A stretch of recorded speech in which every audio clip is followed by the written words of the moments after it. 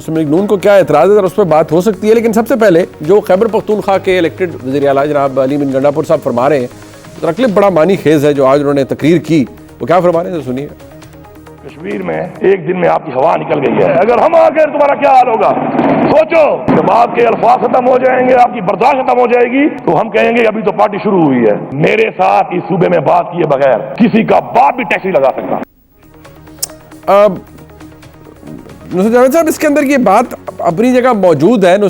जो बात अली अमीन गंडापुर साहब कर रहे हैं, चले वफाक के सूबे के साथ मामलात, उनमें वो कह रहे हैं कि 300 अरब वफाक ने हमें कम दिया है, प्लस वो नए टैक्सेस की बात कर रहे हैं, और उन्होंने जिस तरह उनका तरीक़ाकार है कि किसी का बाप भी नया टैक्स नहीं लगा सकता। लेकिन जो बात उन्होंने आज़ाद कश्मीर में होने वाले वाक़यात की उन्होंने कहा एक दिन में आपकी हवा निकल गई। अब वो हुकूमत को भी कह रहे हैं, पता नहीं मुझे क्यों लगता है कि उनका मुखातिब कोई और भी है। और फिर आपने देखा कि एक तेज़ी आई है उनके खिलाफ, जो इस्लामाबाद में उनको एक शहद की बोतल के हवाले से जो मामला उनका चल रहा था, उसमें अब सवालनामा दे दिया गया है और 20 तारीख को ज़ाती हैसियत में बुला भी लिया गया है कि आप आइए और जवाब दीजिए। सो ऐसी सूरत हाल में ये जो गंडापुर साहब करें, आपको लगता है कि ये एक मे बी नॉट बहुत ज़्यादा बड़ी नहीं, लेकिन थोड़ी सी इम्प्यूनिटी के साथ वो ये तमाम काम कर रहे हैं कि उनको ठीक है कि यार शोर वगैरह डाली रखें आप, लेकिन इससे ज़्यादा आप कुछ ना करें और इससे ज़्यादा कुछ होगा भी नहीं? नहीं सर, ऐसी कोई बात नहीं है, ये इम्प्यूनिटी जो है। लेकिन अब ये जो बात है ना सर, सवाल अब ये भी उठता है कि हमारे इतने दुनिया के नंबर 1 हर तरह की मालूमात रखने वाले, मैं और आप तो जिसको भी फ़ोन करेंगे, अब इस उम्र में भी अगर कोई पुरानी को अगर वाकिफ़ अगर फ़ोन करते तो खुदा की कसम से दिल दहल जाता है, यार रिकॉर्ड हो जाएगी। उनको ये ना पता चल पाया कि अली अमीन साहब कहाँ छुपे हुए थे इतने अरसे तक। बिल्कुल ठीक। उसके बाद फिर वो इलेक्शन भी लड़ लेते हैं, फिर वो वज़ीर आला भी बन जाते हैं, और फिर अगर सिर्फ ये कहा जाए कि यार ऐसी बातें करते रहो, ऐसी बातें करते रहो, कोई गल नहीं, लेकिन अगे ना बढ़ना। सर ऐसे नहीं होता।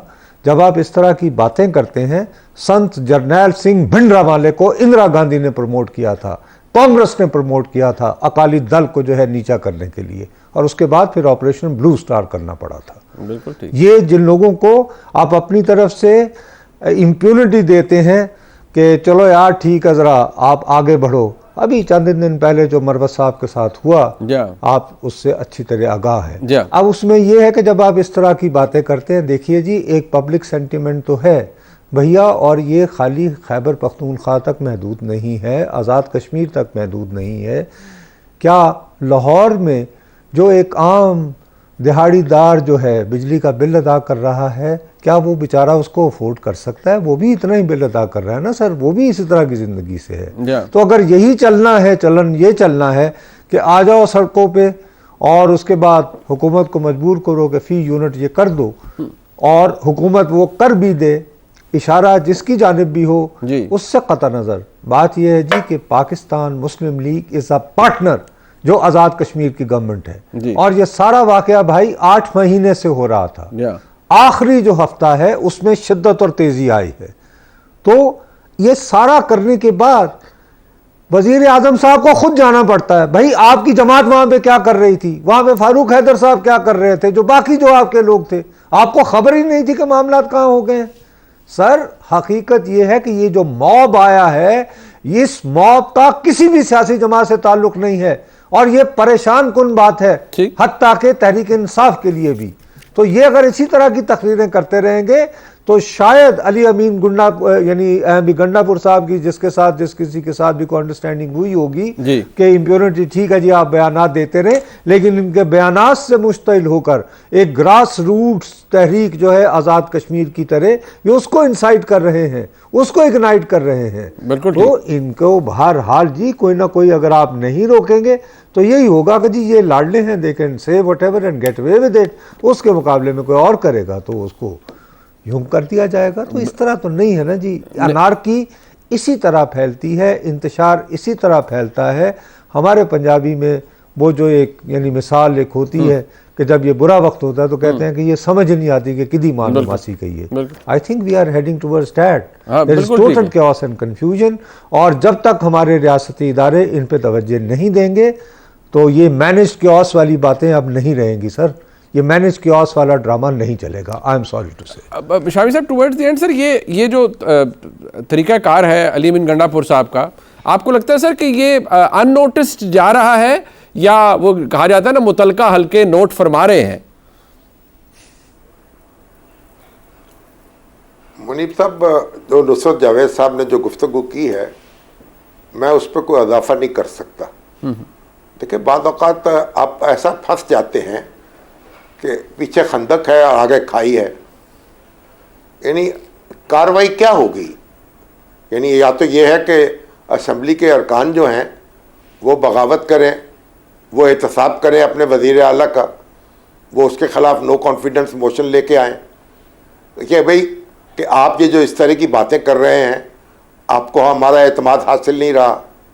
अब मरकज़ जो है अगर कार्रवाई करेगा, और जिस तरीके से 18वीं तरमीम ने मरकज़ को कमज़ोर कर दिया है, और गवर्नर राज जो है वो कोई आसान ऑप्शन नहीं रही जी, और मरकज़ की मदाखलत जो है वो भी कोई आसान ऑप्शन नहीं रही। मेरी समझ में तो ये आ नहीं रहा कि क्या कार्रवाई हो, कैसे हो, जिससे आग भड़के नहीं, वो बुझ जाए, उस पर पानी डाला जाए। तो मेरा ख्याल है कि कोई तो ऐसी सूरत होनी चाहिए कि वज़ीर आला साहब को समझाया जाए कि वो जिस रास्ते पे चल निकले हैं उस रास्ते का बहुत नुकसान होगा। नुकसान हम सबको होगा, लेकिन उनका नुकसान बहुत ज़्यादा होगा। तो अब तो ऐसा लगता है कि हमारी अदालतें जो हैं, अब अदालतें, आज तो अदालत ने अब तौहीन अदालत में तो नोटिस ले लिया, ये तौहीन रियासत पे नोटिस क्यों नहीं ले सकती? वाह, जो कुछ कहा जा रहा है ये रियासत की तौहीन है ना। बिल्कुल है कि अदालत जवाबदेह नहीं कर सकता, बना सकती उनको।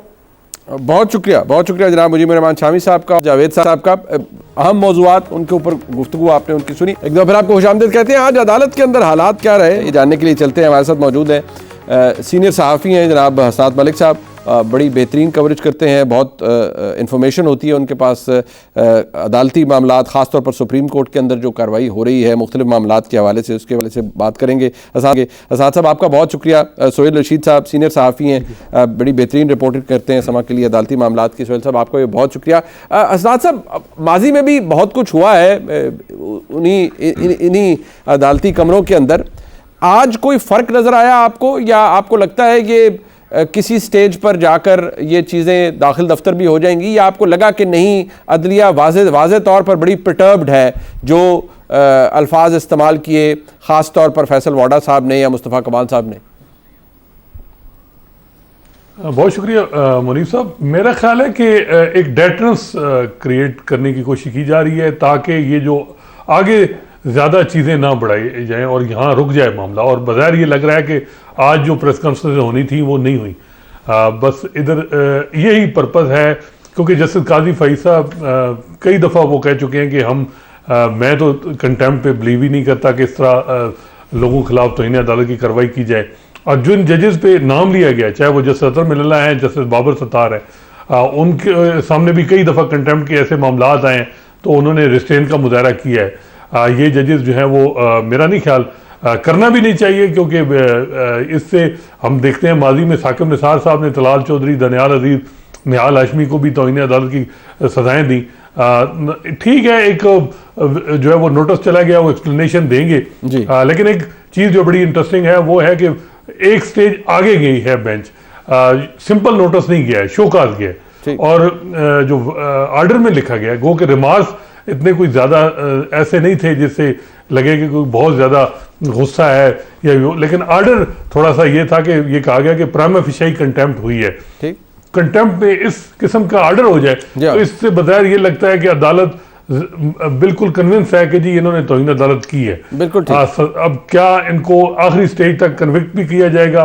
बज़ाहिर तो ये नहीं लग रहा कि अब चीफ जस्टिस काजी फईद साहब, जिनके अब टेनोर 3-4 महीने रह गए, तो पूरा अपने थ्रू आउट जज के तौर पे उन्होंने किसी को तौहीन अदालत में, मेरा नहीं ख्याल सजा, सुप्रीम कोर्ट में तो किसी की तौहीन अदालत के केस में उन्होंने कोई ऐसा टेकअप नहीं किया मामला। बिल्कुल ठीक, तो वो नहीं करेंगे। ठीक, तो अब देखना है कि फैसल वाडा साहब क्या करेंगे। लेकिन जो वाडा साहब ये बात कर रहे हैं कि मैं ये करूंगा, ये आप खुद वकील हैं, आपको पता है जब ये कंटेम्प्ट की नोटिस हो जाए तो वहां वो जो वर्डिंग होती है वो मैटर करती है, जो आपने बात की है, न कि आपने एक्सप्लेनेशन में ये बात करनी है कि जी ये मैं ये चीज भी पूछूंगा और मैं क्या, तो वो तो गैर इररिलेवेंट चीज है। मेरा ख्याल है जब वकील किसी वकील से वो मिलेंगे तो वो उनको समझा देंगे, बिल्कुल समझा देंगे। बट ये ऑर्डर शीट के अंदर ये आ जाना बादियों नज़र में कि तौहीन अदालत हुई है। सोहेल साहब, सवाल ये भी हो रहा है कि यहाँ इस्लामाबाद के सिटिंग चीफ जस्टिस को प्रेस कॉन्फ्रेंसेस के अंदर टाउट कह के बुलाया जा रहा है, चीफ जस्टिस पाकिस्तान को तमाशबीन कह के बुलाया जा रहा है, तो क्या उनकी इन मामलात के हवाले से अदलिया में या उन राहदारियों में कोई परटर्ब नहीं है, या उसको समझते हैं कि नहीं इस पर कोई किसी ने नोटिस लेना ही नहीं है, जबकि फैसल वाडा साहब और मुस्तफ़ा कमाल साहब पर वाज़े तौर पर अदलिया में एक डिस्टर्बेंस पाई जाती है? देखें, जिन चीज़ों का आपने पॉइंट आउट किया उस पर अगरचे नोटिस लिया नहीं गया, लेकिन ऐसा नहीं है कि नोटिस किया नहीं जा रहा। आज की जो हियरिंग थी उसमें वाज़े तौर पर चीफ जस्टिस साहब ने ये पॉइंट आउट किया कि मेरी ज़ात के हवाले से भी बहुत कुछ कहा जा रहा है, और कुछ दिन पहले भी एक समात में उन्होंने कहा था कि हम जवाब नहीं दे रहे, तो इसका ये मतलब नहीं कि हर कोई पत्थर फेंकी जाए हम पर। तो आज भी जब उन्होंने ये कहा कि मेरी ज़ात पे बड़ा कुछ कहा जा रहा था, और साथ उन्होंने जब रिस्ट्रेन का लफ्ज़ इस्तेमाल किया तो ये भी कहा था कि आखिर एक हद भी होती है।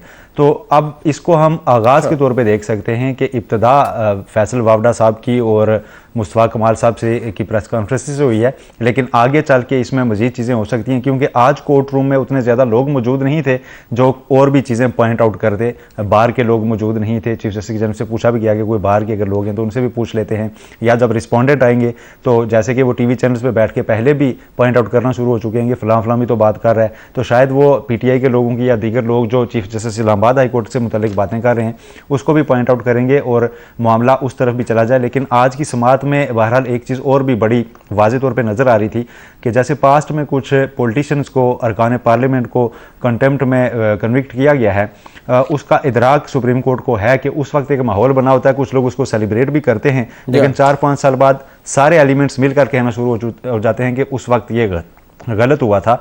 तो चीफ जस्टिस ने वाजे किया कि हम इज्जत करते हैं पार्लियामेंट की, और दो लोग अगर ये कर रहे हैं तो हम पूरी पार्लियामेंट को गलत नहीं कहेंगे। यानी दोनों चीज़ों को इन्होंने सेपरेट पहले किया है, फैसल वावडा और मुस्तफ़ा कमाल को, और साथ एक तरह का एक शिकवा भी था कि आप यही बातें पार्लियामेंट के अंदर कर देते कम अज़ कम, यानी कंटेम्प्ट में हमें ना जाना चाहता। वाज़े तौर पर लग रहा था चीफ जस्टिस के हम कंटेम्प्ट बड़ी कोई मजबूरी में ही जाके इनिशिएट करते हैं जब आप एक सर्टेन लिमिट पार कर जाते हैं। तो उसके बाद ये नोटिस किए गए हैं, पहले वो चीज़ें पॉइंट आउट कर दी गई हैं जो कल को आके ये कर सकते थे, क्योंकि प्रेस कॉन्फ्रेंस तो प्रेस क्लब में हुई है, लेकिन जब ये आएंगे तो रुकने पार्लियामेंट होने का यकीनन, जैसे कोई भी क्रिमिनल केस इनिशिएट होता है किसी भी पॉलिटिशियन के खिलाफ, तो उस वक्त वो रुकने पार्लियामेंट होने की आड़ भी लेता है। तो ये सारी चीज़ें मेरा ख्याल है कोर्ट के उसमें थी। तो इन सारी चीज़ों को देखते हुए आज की प्रोसीडिंग्स कंडक्ट की गई, और जो एक बात की जा रही है कि ज़्यादा उस तरह का गुस्सा या बरहमी नहीं पाई गई, सिर्फ एक शो काज हुआ है। ऑर्डर शीट मलिक साहब ने ठीक कहा कि बड़ी सख्त है, और उस ऑर्डर शीट नहीं अगली समात की का रुख तय करना है, लेकिन शो काज नोटिस हो ज़रूर गया है और ये कार्रवाई एकदम से आगे बढ़ गई है। कल नोटिस हुआ और आज पहली समात में ही चीफ जस्टिस ने पहले पूछा कि सिर्फ नोटिस होना चाहिए या शो काज नोटिस होना चाहिए, तो फिर उसके बाद शो काज नोटिस हुआ है, और अब उन्होंने अटॉर्नी जनरल के लिए कहा है कि उनके कंधों पर ये ज़्यादा बोझ होगा कि वो इस कार्रवाई को लेकर आगे चलेंगे, प्रोसिक्यूट करेंगे। आगाज़ हो गया मेरा ख्याल है नेक्स्ट हियरिंग पे तक जो इन दो साहिबान का कंडक्ट है वो मैटर करेगा कि नेक्स्ट हियरिंग का टेम्पो क्या रहने वाला है, और साथ जो दीगर लोग हैं उनके लिए भी बड़ा ज़रूरी हो जाएगा कि वो इस ऑर्डर शीट को देखते हुए आइंदा अपनी स्पीचेज या प्रेस कॉन्फ्रेंस करेंगे, जो दीगर पार्टियों से भी हैं, कि अगर एक प्रेसिडेंट बन गया कि अब कंटेम्प्ट की कार्रवाई स्टार्ट होगी इन सारे मामलों पर, तो यकीनन सारे उसकी लपेट में आहिस्ता आहिस्ता आएंगे ही। ठीक, बहुत शुक्रिया जनाब आपका, सोहेल रशीद साहब आपका। गुफ्तगू की थी हमने इस हवाले से जो आज अदालत में हुआ, बड़े वाइटल पॉइंट्स दोनों ही बड़े ज़बरदस्त सहाफ़ी हैं उन्होंने रेस किए। प्रोग्राम आपने देखा जी, इसका फीडबैक हमें ज़रूर दीजिएगा, देखने का बहुत शुक्रिया। खुदा।